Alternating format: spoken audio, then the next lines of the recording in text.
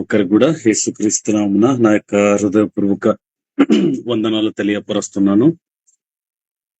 ఈరోజు మనకు దేవుడు కొన్ని మాటల ద్వారా కొన్ని విషయాలను తెలుసుకునే ప్రయత్నం చేద్దాము. ఈరోజు దేవుడు మనకి ఇవ్వబోతున్నటువంటి వాక్యము ఏంటంటే, లూకా రాసినటువంటి సువార్త 13వ అధ్యాయము 10 నుంచి కొన్ని వచనాలు ధ్యానించే ప్రయత్నము చేద్దామండి. కొత్త నిబంధన గ్రంథంలో లూకా రాసినటువంటి సువార్త 13వ అధ్యాయము 10 నుంచి కొన్ని వచనాలు మనము ధ్యానించే ప్రయత్నము చేద్దాం.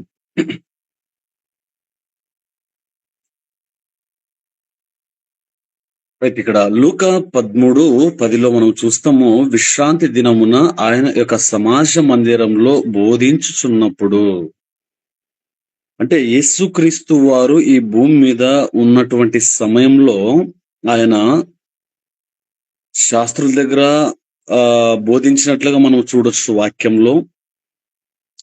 అక్కడ ఉన్నటువంటి సమాజ మందిరాలలో బోధించినట్లుగా సువార్త భాగంలో మనం చూడొచ్చండి. ఇక్కడ ఈ యొక్క విషయంలో మనం ఏం చూస్తున్నామంటే, ఆ విశ్రాంతి దినమందు ఆయన సమాజ మందిరంలో వాక్యాన్ని అయితే బోధిస్తున్నాడు అక్కడ ఉన్నటువంటి వారికి. అలా బోధిస్తున్నటువంటి సమయంలో 11వ వచనంలో చూస్తాము, 18 ఏండ్ల నుండి బలహీన పరుషు దయ్యము పట్టిన ఒక స్త్రీ అచ్చట ఉండెను. ఆమె నడుము వంగిపోయి ఎంత మాత్రమును చక్కగా నిలవబడలేకుండెను అని చూస్తాం. అంటే యేసుక్రీస్తు బోధిస్తున్నటువంటి ఆ మందిరంలో 18 ఏండ్ల నుండి బలహీన పరుషు దయ్యము పెట్టినటువంటి ఒక స్త్రీ అక్కడ ఉంది. అంటే సమాజ మందిరంలో కేవలము పరిశుద్ధులే ఉంటారు అని మనం అనుకుంటాం గాని, పరిశుద్ధులు కాదు, పరిశుద్ధులతో పాటు ఎవరుంటారు? పాపము చేసేవారు కూడా ఆ యొక్క మందిరంలో ఉంటారు. అన్యాయము చేసేవారు దేవుని మందిరంలో ఉంటారు. ఎలా చెప్పగలరు మీరు అంటే, ఈ 10వ వచనంలో 11వ వచనంలో మనకు తెలియపరచబడుతున్నటువంటి విషయం ఇదే. 18 ఏండ్ల నుండి బలహీన పరుషు దయ్యము పెట్టిన ఆత్మ అనేది బ్రాకెట్ లో మనకు కనిపిస్తుందండి. ఇది ఆ దయ్యము పెట్టినటువంటి స్త్రీ అచ్చట అంటే ఎక్కడ ఉన్నది? సమాజ మందిరంలో, అంటే దేవుని ఆలయంలో ఆమె నడుము వంగిపోయి ఉన్నది, ఎంత మాత్రము చక్కగా నిలవబడలేకుండెను. అంటే ఆమె నడుము వంగిపోయి ఉందంట. అలా వంగిపోయి ఉన్నప్పుడు ఆమె దేవుణ్ణి ఆరాధించగలదా అంటే ఆమె దేవుణ్ణి ఆరాధించలేదు. కారణం ఏంటి? ఆమె నడుము వంగిపోయి ఉంది. అంటే ఆమె చక్కగా నిలవబట్టి 18 ఏండ్లు అవుతుంది అని చెప్పేసి మనకు ఇక్కడ వాక్యంలో నుంచి మనము చూడొచ్చండి. అంటే దయ్యము పెట్టినటువంటి స్త్రీ ఎక్కడ? సమాజ మందిరంలో ఉన్నది. అది యేసుక్రీస్తు బోధిస్తున్నటువంటి ఆ కాలంలో ఆమె ఉన్నది. మరి నేడు అలాంటి కాలము లేదా అలాంటి వ్యక్తులు లేరు అని మనం చెప్పడానికి ఆస్కారము లేదు.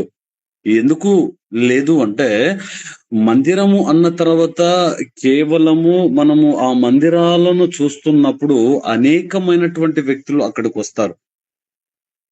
ఎవరెవరు వస్తారు అంటే, ఆరోగ్యము బాగలేనటువంటి వారు వస్తారు. తర్వాత వచ్చేసి వాళ్ళ మనస్సు లేదా వాళ్ళ ఆలోచనలు బాగలేనటువంటి వారు ఆ సమాజ మందిరంలో కనిపిస్తారు. అయితే ఏ వ్యక్తి ఎలా వచ్చినప్పటికీ కూడా వచ్చినటువంటి వ్యక్తి అక్కడ నుంచి తిరిగి వెళ్ళేలోపు బాగవ్వాలి. కానీ యేసుక్రీస్తు బోధింపబడకున్నటువంటి ముందు ఆ సమాజ మందిరంలో చూడండి, అక్కడ ఉన్నటువంటి యాజకులు లేదా అక్కడ ఉన్నటువంటి శాస్త్రులు, వీళ్ళు పరిసరులు, వీళ్ళు ఏం చేసేవారంటే వాక్యాన్ని బోధించారు. గాని ఎందుకు అక్కడ ఉన్నటువంటి దయ్యములను అప్పట్లో వెళ్ళగొట్టలేకపోయారు? అంటే దయ్యాన్ని ఎందుకు వెళ్ళగొట్టలేకపోయారు? ఆమెలో ఉన్నటువంటి బలహీనతను ఎందుకు తీసివేయలేకపోయారు అంటే, పేరుకు మాత్రంగా వాళ్ళు శాస్త్రులు కావచ్చు, పరిసరులు కావచ్చు, సద్దకారులు కావచ్చు, అక్కడ ఉన్నటువంటి పెద్దలు కావచ్చు, వీళ్ళు ఏమంటే పేరుకొకటే. ఈరోజు చూడండి, అనేక మంది సేవకులను చూస్తున్నప్పుడు పేరుకు మాత్రంగే ఏం వేసుకున్నారు? స్వస్థత వరములు కలిగినటువంటి దేవుని సేవకులు. అద్భుతాలు చేయగలిగినటువంటి దేవుని సేవకులు. అద్భుతాలు, స్వస్థత వరాలు చేయగలిగినటువంటి సేవకులు అని చెప్పేసి అనేక మందికి కనపరుచుకుంటారు తమ్మును తాము. అలా కనపరుచుకోవడము సరినో తప్పు వాళ్ళకు వదిలేస్తున్నాం గానీ, ఇక్కడ మనం ఏం చూస్తున్నాము అంటే, ఆ రోజుల్లో గూడా వాక్యాన్ని వాళ్ళు బోధించినప్పుడు, వాక్యాన్ని చెప్పినప్పుడు ఈమెలో ఆ బలహీనత అనేది ఉండకూడదు. కానీ 18 ఏండ్ల నుండి బలహీనపరచు దయ్యము పెట్టినటువంటి ఆత్మ ఆమె నుంచి వదిలి వెళ్ళిపోలేదంట. వదిలి వెళ్ళిపోలేదు. ఎందుకు వెళ్ళిపోలేదు? ఎందుకు వదలలేదు అంటే, ఒకవేళ ఆమె కొరకు ప్రార్థన చేశారేమో, చెయ్యలేదేమో, చేసినప్పటికి కూడా ఉపయోగం లేకుండా ఉన్నదేమో, దాని గురించి స్పష్టత అయితే మనకు ఇక్కడ కనిపించదు గాని, ఇక్కడ మనం చూస్తున్నటువంటి విషయము, ఆయన సమాజ మందిరంలో ఉన్నప్పుడు బలహీనపరుషు దయ్యము పెట్టినటువంటి ఒక స్త్రీ అక్కడ ఉన్నది. ఆమె నడుము వంగిపోయి ఎంత మాత్రము చక్కగా నిలవబడలేకుండా ఆమె ఉన్నదే. అలాంటి సమయంలో యేసుక్రీస్తు ఆమెను చూశాడు. ఎక్కడ? సమాజ మందిరంలో ఉన్నటువంటి ఆ బలహీన పరుషు దయ్యము పెట్టినటువంటి స్త్రీను యేసుక్రీస్తు చూశాడు. అలా చూసినటువంటి దేవుడు 12వ వచనంలో అంటాడు, యేసు ఆమెను చూసి రమ్మని పిలిచి, అమ్మా, నీ బలహీనత నుండి విడుదల పొంది ఉన్నావని ఆమెతో చెప్పి, ఆమెను యేసుక్రీస్తు ఏం చేశాడు? చూశాడు. ఏ బలహీనత ద్వారా ఆమె వచ్చింది. ఈరోజు చూడండి, దేవుని సేవకులు కొంతమంది మేము ప్రవక్తలు అని చెప్పుకుంటారు గాని, వాళ్ళు అక్కడ వచ్చినటువంటి విశ్వాసులను చూడగలుగుతున్నారా? ఏ పరిస్థితుల గుండా వాళ్ళు వచ్చారు చూడగలుగుతున్నారా? చూడండి, అలాంటి మందిరాలు మన కంటికి ఏమైనా కనిపిస్తున్నాయా? ఆలోచన చేస్తే యేసుక్రీస్తు ఆమెను చూసినప్పుడు యేసుక్రీస్తుకు తెలిసిపోయింది ఆమె బలహీనత ఏంటో. అప్పుడు మనలో కొంతమంది అనొచ్చు మనము, లేదు యేసుక్రీస్తు దేవుడు కాబట్టి ఆయనకు తెలిసింది. మరి సేవకులుగా ఉన్నటువంటి వారిని ఎన్నుకున్నది కూడా దేవుడే కదా! ఆయన అంటాడు, నన్ను వెంబడించినటువంటి వారు, నన్ను నమ్మినటువంటి వారు నాకన్నా గొప్ప కార్యాలు చేస్తారని యేసుక్రీస్తు అన్నాడు. మరి ఆయన కన్నా గొప్ప కార్యాలు చేస్తారు అని దేవుడు అన్నప్పుడు, మరి నేటి కాలంలో ఉన్నటువంటి సేవకులు వచ్చినటువంటి విశ్వాసుల పట్ల శ్రద్ధ కలిగి ఆ వాక్యము ద్వారా వాళ్ళను ఆకర్షించగలుగుతున్నారా? వాక్యము ద్వారా, ఆశీర్వాదం ద్వారా కాదు. ఆశీర్వాదాలు, దీవెనల ద్వారా కాదు. నేను దీని గురించి మాట్లాడడం లేదు. అయితే వాక్యము నుంచి ఆకర్షించగలుగుతున్నారా? యేసు ఆమెను చూసినప్పుడు, ఆమెను రమ్మని పిలిచినప్పుడు, అమ్మ, నీ బలహీనత నుండి విడుదల పొంది ఉన్నావని ఆమెతో చెప్పిన 13వ వచనంలో చూసాము. ఆమె మీద చేతులుంచగానే ఆమె మీద చేతులుంచగానే ఆమె చక్కగా నిలవబడి దేవుణ్ణి మహిమపరచెను. చూడండి, ఎప్పుడైతే యేసుక్రీస్తు ఆమె మీద చేతులుంచగానే ఆమె నిలబడింది. నేడు సంఘాల్లో ఉన్నటువంటి సేవకులు చేయి వేస్తే అనేక మంది పడిపోతున్నారు. ఇది హాస్యాస్పదమైనటువంటి ఆ ఒక విషయం. యేసుక్రీస్తు చూడండి, ఆ రోజు దయ్యము పెట్టినటువంటి స్త్రీని ఆమె మీద చేతులుంచగానే ఆమె పడిపోవాలే. ఎందుకు ఆమె పడిపోలేదు? ఈరోజు అనేక మంది ఏం చేస్తున్నారంటే, ఈ సోషల్ మీడియాలో చూపించుకుంటున్నారు. ఇదిగో నేను చేయి పెట్టగానే, ఇదిగో నన్ను ఉఫ్ అని ఊదగానే, ఇదిగో నా కర్చీపు తగలగానే, ఇదిగో కొద్దిగా నీళ్లు వాళ్ళకు తగలగానే ఏమైపోతున్నారు? పడిపోతున్నారు. మరి యేసుక్రీస్తు కన్నా గొప్ప వాళ్ళ వీరు? ఆలోచన చేస్తే చూడండి, ఈ రోజు ఎలాంటి సంఘాలు ఎలా అయిపోతున్నాయో, లేదా ఎలా వాళ్ళు ముందుకు వెళ్తున్నారో మనకు తెలియదు గాని, ఆ రోజు యేసుక్రీస్తు ఆమె మీద చేతులుంచితే ఆమె ఎందుకు పడిపోలేదు? చాలా మంది ఆలోచన చేయలేకపోతారండి. మా సంఘానికి వచ్చే ఒక ఆమె ఎప్పుడు ప్రార్థన చేసినా, ఎవరైనా సేవకుని పిలిచి వాక్యం చెప్పిస్తాం కదండి సండే రోజు, అలా వాక్యాన్ని చెప్పించినప్పుడు సేవకుడు ప్రార్థన చేస్తాడు, ఎవరైనా చేపించుకుంటే అంటే ఒక ఆమె ఉండేది. ఆమె ఏ సేవకుడు చేతులుంచి ప్రార్థన చేసినా పడిపోయేది, మాటికి పడిపోయేది. అలా పడిపోయేది. అప్పుడు నేను చెప్తాను ఆమెకు, మాటికి ఎందుకు పడతావు? అలా పడకూడదు కదా! పడిపోయినటువంటి వారిని దేవుడు లేపాడు. మీరెందుకు పడిపోతున్నారు? అంటే యేసుక్రీస్తు కన్నా గొప్ప దైవజనుడు ఏమైనా చూసావా నువ్వు? అంటే లేదండి. ఆయన ఇలా చేతులు పైన పెట్టగానే ఆయన ఏం చేసినట్లవుతుంది? ఇలా వెనక ప్రెస్ చేసినట్లవుతుంది. లేదా దబ్బినట్టు అవుతుంది అని చెప్పేసి చెప్పడం జరిగింది. అంటే ఇక్కడ ఏం చూస్తున్నాం మనము? ఆమె మీద యేసు చేతులుంచగానే ఆమె చక్కగా నిలవబడింది. పడిపోలేదు, ఊగిపోలేదు. ఆమె పడిపోతుంది అని యేసుక్రీస్తు ఇదిగో అరేయ్! మీరు నలుగురున్నారు. లేదా స్త్రీలకు చెప్పి అమ్మ ఇద్దరు ఉండండి మీరు ఎనక. ఎందుకు? పడిపోతే పట్టుకోవడానికి అని యేసుక్రీస్తు చెప్పలేదే. ఈరోజు ఎంతమంది అలా డప్పులు కొట్టే వాళ్ళను మనం చూడొచ్చండి. అలా డప్పులు కొట్టుకుంటూ మేము గొప్ప సేవకులుగా ఉన్నామని తమకు తాము చూసుకునేవారు ఎంతమంది లేరండి? అంటే ఇక్కడ ఏం చూస్తున్నాం మనము? యేసుక్రీస్తు చేతులుంచగానే ఆమె ఎందుకు పడిపోలేదు ఈరోజు అనేక మంది ఎందుకు పడిపోతున్నారు? ఆలోచన చేయాలి కదా మనము. ఆ రోజు యేసుక్రీస్తు చేతులు ఉంచినప్పుడు వాళ్ళు పడిపోలేదు గాని, ఆమె పడిపోలేదు గాని, ఈరోజు ఎవరు? ఇంటి పక్కన ఉండేవారండి. ఏమైంది? దయ్యము పట్టిందంట. మరి దయ్యము పట్టితే పడిపోవాలి. ఏ ఎవరు చెప్పారు? ఎవరు చెప్పడం ఏంటి? మా సేవకునికి శక్తి ఉంది. మా సేవకునికి అభిషేకం ఉంది. మా సేవకుడు చాలా గొప్పవాడని చూపించుకోవాలి కదా! అందుకే ఏమి? పడిపోతారు. చూసారా మీరు అలాంటి సంఘాలను? అలాంటి వ్యక్తులను మీరు ఎప్పుడైనా చూసారండి? మాటి మాటికి పడిపోవడం ఏంటి? ఒక్కసారి పడిపోతే రైట్‌లే. ఓకే. నేను గూడా యాక్సెప్ట్ చేస్తా. ఫస్ట్ సారి. ఎందుకని? ఆ దురాత్మ నుంచి, ఆ బంధకాల నుంచి, ఆ యొక్క పాపం నుంచి విడిపించబడాలి కాబట్టి పడింది మొదటిసారి అంటే ఓకే. రెండోసారి ఎలా పడుతుంది? మూడోసారి మళ్ళా సేమ్ రిపీట్ ఎందుకవుతుంది? నాలుగోసారి మళ్ళా ఎందుకు రిపీట్ అవుతుంది? అంటే యేసుక్రీస్తు ఎప్పుడైతే ఆమె మీద చేతులుంచగానే ఆమె చక్కగా నిలవబడి ఏం చేసిందంట? దేవుణ్ణి మహిమపరచెను. లూకా సువార్త 13:13లో ఆమె చక్కగా నిలవబడి 18 ఏండ్లవుతుందండి ఆమె చక్కగా నిలవబడి. 18 ఏండ్లవుతుంది ఆమె దేవుణ్ణి మహిమపరచి. ఈరోజు ఈ వాక్యాన్ని వింటున్నటువంటి సహోదరి, సహోదరుడా, మనలను మనము పరిశీలన చేసుకున్నాం. ఎన్ని సంవత్సరాలవుతుంది పరిశుద్ధంగా జీవించి? ఎన్ని సంవత్సరాలవుతుంది దేవుని కొరకు బ్రతికి? ఎన్ని సంవత్సరాలవుతుంది దేవుని కొరకు ఏదైనా చేద్దామనే ఆరాటము, ఆ తపన మనలో ఎంతమందికుంది? చక్కగా నిలవబడి ఎవరు దేవుణ్ణి మహిమపరచగలరు? ఎవరు దేవుణ్ణి ఆరాధించగలరు? అంటే ఎవరైతే చక్కగా నిలవబడతారో వాళ్ళు మాత్రమే దేవుణ్ణి ఆరాధించగలరు. పడిపోయేవారు కాదు. పాపంలో ఉండిపోయినటువంటి వ్యక్తులు కాదు. లోకంలో కలిసిపోయినటువంటి వ్యక్తులు కాదు. ఈ వ్యక్తులు ఎలా అంటే సెపరేట్‌గా ఉన్నటువంటి వ్యక్తులు. సెపరేట్‌గా ఉన్నటువంటి వ్యక్తులు. అందుకే ఆమె చక్కగా నిలవబడి దేవుణ్ణి మహిమపరచెను. ఈరోజు ఎంతమందికి మనకు ఆశ ఉంది దేవుణ్ణి మహిమపరచాలి?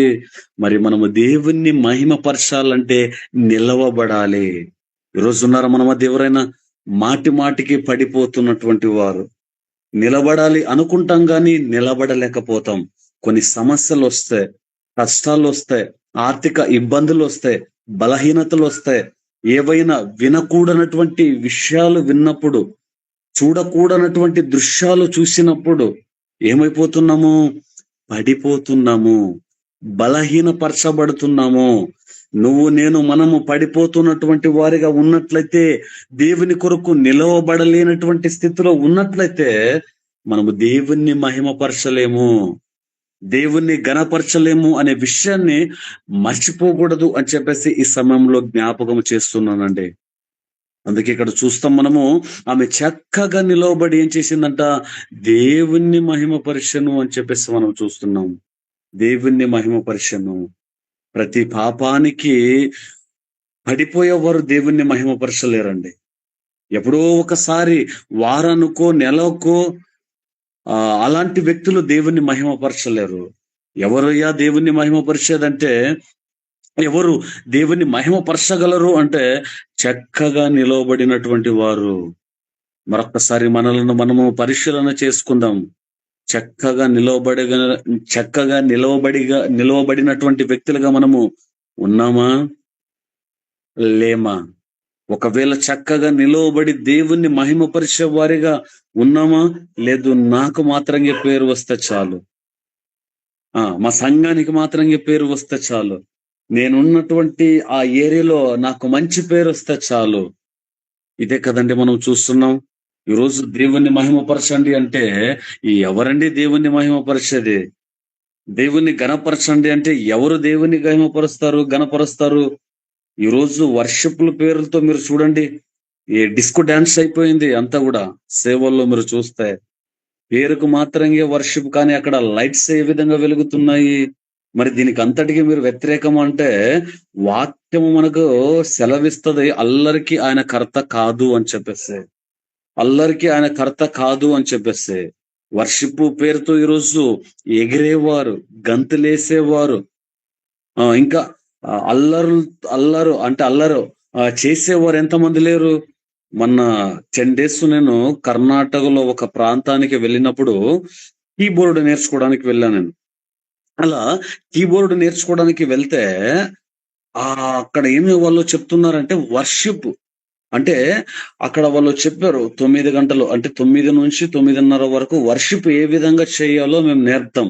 మళ్ళా ఈవినింగ్ 6 నుంచి 7 వరకు వర్షిప్ ఏ విధంగా చెయ్యాలో మేము నేర్పుతాం అని చెప్పేసి పాటలు పాడుతున్నారు, గంతులు వేస్తున్నారు, ఈలలు వేస్తున్నారు.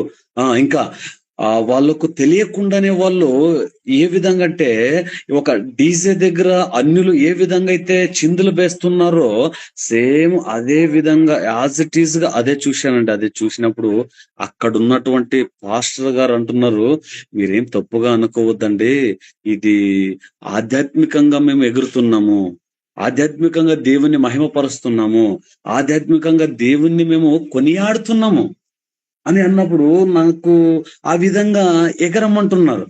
నాకు ఒకవైపు ఈ మనిషికి వీళ్ళకి దేవుని వాక్యం తెలుసా? అరే స్తుతి ఆరాధన అంటే ఎగరడమా? అరే స్తుతి ఆరాధన అంటే గంతులేయడమా? చిందులేయడమా? ఎవరి మీద పడుతున్నారో తెలియకుండా ఏం చేస్తున్నారు వాళ్ళు? వాళ్ళ మైమరిచి వాళ్ళకు వాళ్ళే అన్యులలాగా కేకలు, ఈలలు వేసుకుంటూ వాళ్ళేం చేస్తున్నారు అంటే, శాపాన్ని తెచ్చుకుంటున్నారు వాళ్ళు. శాపాన్ని తెచ్చుకుంటున్నారు. ఎందుకు శాపాన్ని తెచ్చుకుంటున్నారు అంటే, ఇక్కడ దేవుణ్ణి మహిమపరచాలి అనుకుంటారు గాని, దేవుణ్ణి మహిమపరిచే విషయంలో వాళ్ళు మర్చిపోయారు. దేవుణ్ణి మహిమపరచడం లేదు వాళ్ళు. తమ్మును తాము చూపించుకుంటున్నారు. తమ సంఘాలను చూపించుకుంటున్నారు. అది కాదు కదా దేవుణ్ణి మహిమపరిచేది అంటే. అది కాదు కదా దేవుణ్ణి ఘనపరిచేది అంటే. మరి ఏది అంటే, ఎప్పుడైతే యేసుక్రీస్తు ఆమెను పిలిచి ఆమె మీద చేతులుంచగానే ఆమె చక్కగా నిలవబడి దేవుణ్ణి మహిమపరిచెను అనే విషయం మనం చూస్తాము. ఈ రోజు అనేక సంఘాలు, అనేక వ్యక్తులు, అనేక సేవకులు, అనేక మంది యవ్వనస్తులు ఎక్కడ పడిపోతున్నారు అంటే, ఈ దేవుణ్ణి మహిమపరిచే విషయంలో పడిపోతున్నారు. వాళ్ళకు తెలియకుండానే పడిపోతున్నారు. అయితే ఈరోజు మనము అలా పడిపోయే వారిగా ఉండకూడదు. అప్పుడు ఆ వ్యక్తి కన్నా అంటే, పాస్టర్ గారు ఈ విధంగా అయితే నాకు ఎందుకో నచ్చడం లేదండి, నాకు మనసు రావడం లేదండి అంటే, లేదు పిల్లలంతా కూడా ఎగురుతారు, మీరు వాళ్ళతో సైడ్ ఉంటే చాలండి అని చెప్పారు ఆ వ్యక్తి. ఆ 10 రోజులు నాకు అనిపించింది, స్తుతి ఆరాధన అంటే ఇట్లా చేయాలి మీ సంఘంలో వాళ్ళు చెప్తున్నారు. వాళ్ళ అక్కడొచ్చినటువంటి వారికి, మీరు మీ మీ సంఘాలకెళ్ళిన తర్వాత గిటార్స్ వాయించేవారు, కీబోర్డ్ వాయించేవారు, డ్రమ్ స్టిక్ అదే విధంగా రిథమ్ ప్యాడ్ వాయించేవారు. వాళ్ళకి చెప్తున్నారు, మీరు ఇదే విధంగా ఎక్కడ స్పీడ్ చేయాలి, పెంచాలి. తర్వాతొచ్చేసి ఎక్కడ స్లో చేయాలి. ఇంకా తర్వాత ఎక్కడ ఒక వ్యక్తిని ఒక ఒక ఒక దాంట్లో ఏ దాంట్లో తీసుకువెళ్తాడు? ఆ మ్యూజిక్ నుంచి అనుకుంటే ఎక్కడ తీసుకెళ్తాడు? తెలీదది. అప్పుడు ఆ వ్యక్తికి అన్నా నేను, స్తుతి ఆరాధన అంటే ఎగరడము, గంతులేయడము, ఆనందించడం కాదు గాని, ఆ స్తుతి ఆరాధన ఏ విధంగా ఉండాలంటే, ఒకరోజు మీ చర్చికి పిలవండి వాక్యం చెప్పడానికి. ఆ రోజు స్తుతి ఆరాధన ఎలా ఉండాలో నేను మీకు చెప్తా. ఒకవేళ అలా లేకపోతే మళ్ళా స్తుతి ఆరాధన గురించి మాట్లాడను, వాక్యం గురించి మాట్లాడను, బైబిల్ కూడా నేను పట్టుకోను అని చెప్పేసా. ఎందుకు ఎందుకంటే నాకు చాలా ఇష్టమైనది ఏది అంటే, ఒకటి స్తుతి ఆరాధన, రెండవది వాక్యము. ఎందుకు ఈ 2 అంటే, స్తుతి ఆరాధనలో పరలోకంలో ఉన్నటువంటి దేవుణ్ణి కిందకు, అంటే ఈ భూమి మీదకు తీసుకువచ్చే కెపాసిటీ దేనికుందంటే స్తుతి ఆరాధనకుంది. స్తుతి ఆరాధనకుంది. కానీ ఆ పరలోకంలో ఉన్నటువంటి దేవుడు భూమి మీదకి రావాలి, మన సంఘంలో ఉండాలి. ఉన్నప్పుడు స్తుతి ఆరాధన చేస్తే మనుషులు గంతులు కాదే వేయవలసిందే, మనుషులు చిందులు కాదు వేయవలసింది, పశ్చాత్తాపం రావాలి అక్కడ. ఉన్నారండి అలాంటి వాళ్ళు? మీరు ఎక్కడైనా చూడండి, కావాల్సుంటే రాసిస్తాను నేను, కావాల్సుంటే. ఎక్కడ కనబడదు. ఆ స్తుతి ఆరాధనలో పశ్చాత్తాపం అనేది కనబడడం లేదు నాకు. ఆ స్తుతి ఆరాధనలో ఒక పాపి మారే విషయం కనబడడం లేదు. నేను అదే అన్న ఆ వ్యక్తికి, ఒక సండే నన్ను పిలవండి, ఆ స్తుతి ఆరాధన ఎలా ఉంటుందో నేను చూపిస్తాను. అంటే గొప్పగా చెప్పుకోవడం కాదు గాని, దేవుడు నాకు నేర్పించినటువంటి విషయం అదే. నాకు అదే చాలా ఇష్టం నాకు. ఎందుకంటే ఆ స్తుతి ఆరాధనలో నాకు తెలిసింది ఏంటంటే, ఆ వ్యక్తులను, హృదయాలను దేవుని వైపుకి తిప్పడం, వాళ్ళు ఒకవేళ పాపంతో వచ్చినట్లయితే క్షమాపణ పొందుకోవాలి, పశ్చాత్తాపపడాలి, వాళ్ళు ఏడవాలి. అదే స్తుతి ఆరాధన, నాకు తెలిసిన స్తుతి ఆరాధన, బైబిల్ చెప్తున్నటువంటి స్తుతి ఆరాధన. అందుకే పౌలు శీల గారు రాత్రి సమయంలో వాళ్ళు స్తుతిస్తున్నప్పుడు ఏమైందంట? ఖైదీలే మారిపోయారంటండి. ఎలా మారిపోయారు? చిందులేస్తే ఖైదీలు మారిపోతారా? డాన్స్ చేస్తే ఖైదీలు మారిపోతారా? పబ్‌లో వేసేటువంటి లైట్లు, మించుమించుగా కనబడుతున్నటువంటి లైట్లేస్తే మారిపోతారా? దొంగలు ఎలా మారతారు? ఒకవేళ మంచోళ్ళైతే మారతారులే, మంచి దొంగలైతే మారతారులే.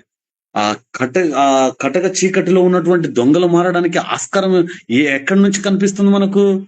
మారడం అంటే ఆషామాషా కాదండి. అది స్తుతి ఆరాధన అంటే. ఎవరు మారుతున్నారు ఇప్పుడు? ఎవ్వరు మారడం లేదు. చూపించుకుంటున్నారు. అదే దేవుణ్ణి మహిమపరిచెను. చూడండి, దేవుణ్ణి మహిమపరిచేవారు లేరు ఈ రోజుల్లో. నేను గొప్పవాడిగా కనిపించానా? నా సంఘము గొప్పగా కనిపిస్తుందా? ఇంకా నా టీము గొప్పగా కనిపిస్తుందా? కొయర్ టీమ్స్ ఎవరైతే పాటలు పాడుతున్నారో వాళ్ళు గొప్పగా కనిపిస్తున్నారా? ఎంతగా సంఘాలు దిగజారిపోయాయి అంటే, వాటిని చూసినప్పుడు చాలా బాధ వేస్తుంది, చాలా దుఃఖం అనిపిస్తుంది. ఎందుకని? దేవుణ్ణి మహిమపరుస్తాము అని చెప్పేసి ఏంద్రా ఇలా గంతులేస్తున్నారే, దేవుణ్ణి మహిమపరుస్తున్నామని చెప్పేసి దేవుణ్ణి మోసం చేస్తున్నారే వీళ్ళు. కాబట్టి ఈ రోజు మీరు ఎక్కడైనా చూడండి స్తుతి ఆరాధన, దాంట్లో మధ్యలో ఏదొస్తుంది? రబషబ రబషబ రబషబ. అది ఏ భాష? దేవుని భాష అంటది, దేవుని భాష. తర్వాత దేవునికి, ఆయనకు మాత్రమే అర్థమవుతుందంట. మరి సంఘంలో ఎందుకు? క్వశ్చన్ వేసి. అందుకే పౌలు గారు దాని గురించి చక్కగా మాట్లాడతారు.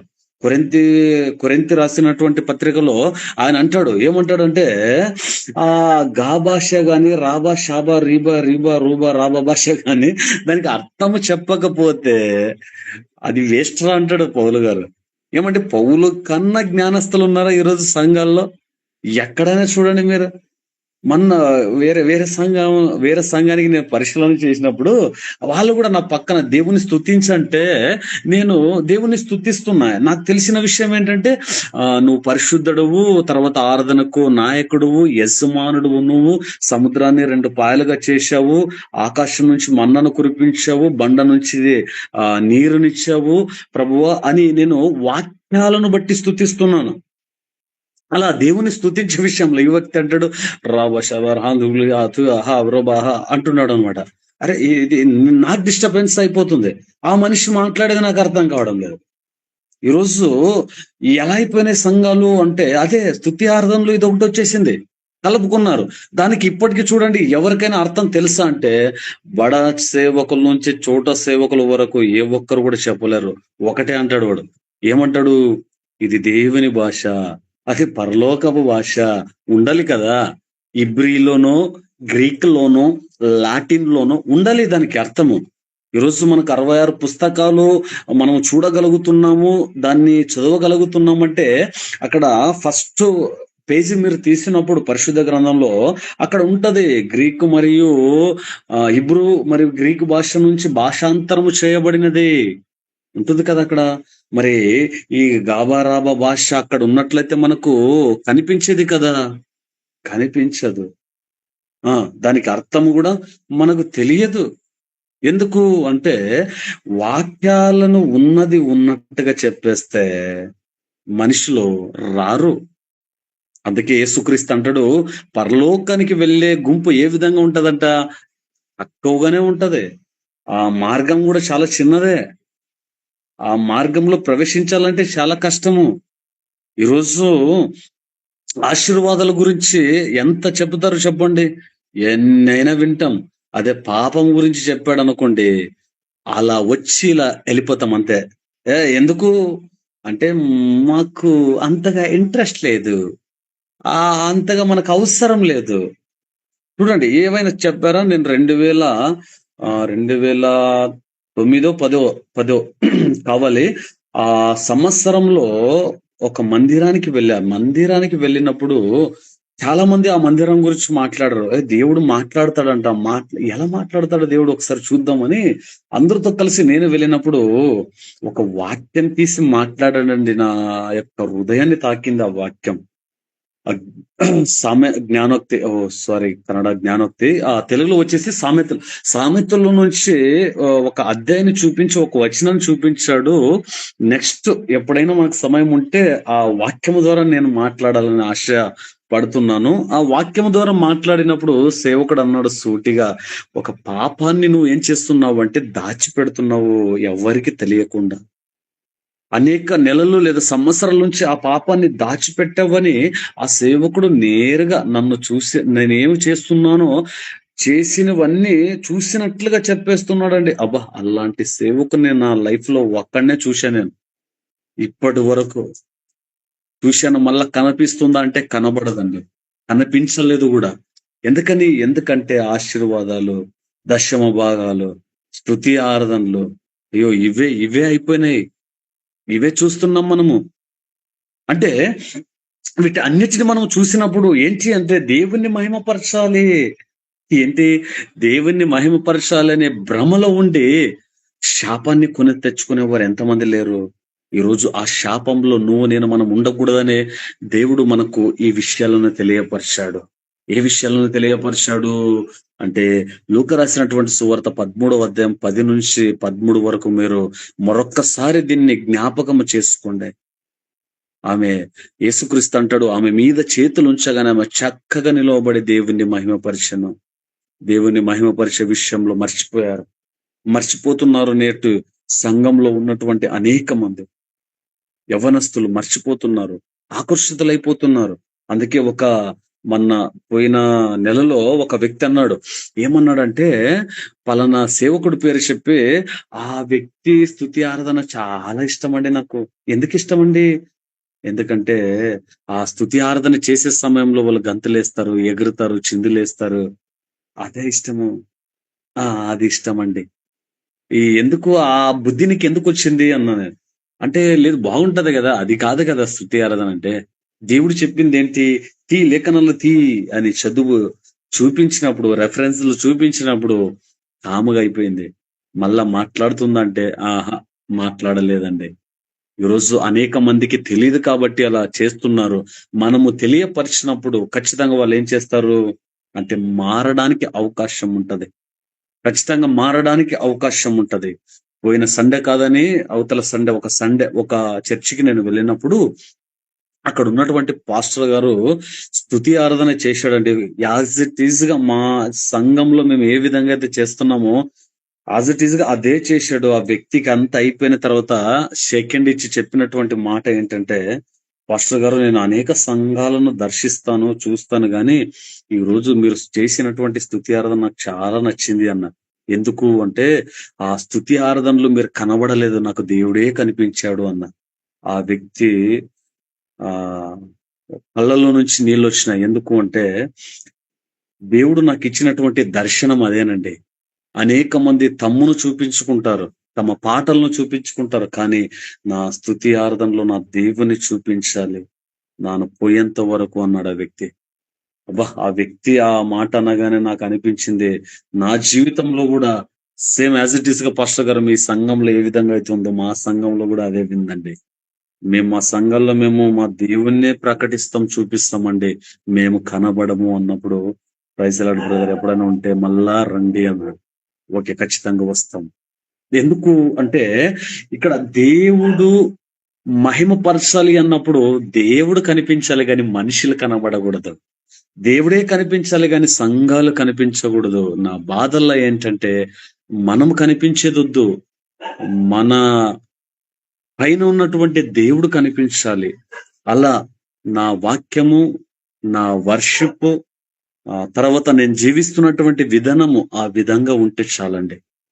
ఈరోజు ఆ స్త్రీ ద్వారా యేసుక్రీస్తు అనేక మాటలు ఒకవేళ మీ హృదయాలను తాకినట్లయితే, సరిచేసుకునేవి ఏమైనా ఉన్నట్లయితే సరిచేసుకుందాం. మన హృదయాన్ని కఠినము చేసుకోక, సరైనటువంటి రీతిలో దేవుని అర్థం చేసుకొని ఆరాధన చేస్తే ఆయన ఒక్కడే మహిమ పరచబడితే ఆయన అంటాడు, "నువ్వు నా కార్యాన్ని చేసినప్పుడు ఆటోమేటిక్‌గా నీ కార్యాన్ని నేను చేస్తా" అంటాడు దేవుడు. అలాంటి కార్యాలు ఈ దీంట్లో పాలిభాగస్తులుగా ఉన్నటువంటి ప్రతి ఒక్కరి జీవితంలో ఆ దేవుడు నెరవేర్చులాగున మనం ఏం చేద్దాం? ప్రార్థన చేసుకుందాం. కాబట్టి ఆ స్త్రీ ద్వారా దేవుడు తెలిపినటువంటి మాటలు ఏవైతే ఉన్నాయో, ఆమె మొదటిగా మందిరానికొచ్చింది. రెండవదిగా బలహీనపరుచు ఆత్మ ఆమె వదిలి వెళ్ళిపోయింది. మూడవదిగా ఆమె చక్కగా నిలవబడి దేవుణ్ణి ఆరాధించింది. ఆమెలో ఉన్నటువంటి 3 విషయాలు ఈరోజు నాలో ఉన్నాయివేమో. ఉంటే సరిచేసుకుంటాను. ఉంటే క్షమాపణ అడుగుతాను. ఉంటే నేను చక్కగా అంటే పరిశుద్ధంగా నిలవబడి చాలా సంవత్సరాలవుతుంది కాబట్టి పరిశుద్ధంగా ఉండి దేవుణ్ణి ఆరాధించగలుగుతా. అలా దేవా నాకు సహాయం చేయని నువ్వు అడిగినట్లయితే, ప్రార్థన చేసినట్లయితే ఆ దేవుడు చేయగలడు. ఆమెను నిలబెట్టినటువంటి దేవుడు ఈరోజు నిన్ను నన్ను నిలవబెట్టడానికి ఆయన సామర్థ్యుడు. దేవుడు ఈ వాక్యం ద్వారా మిమ్మల్ని అందరినీ దీవించును గాక. God bless you.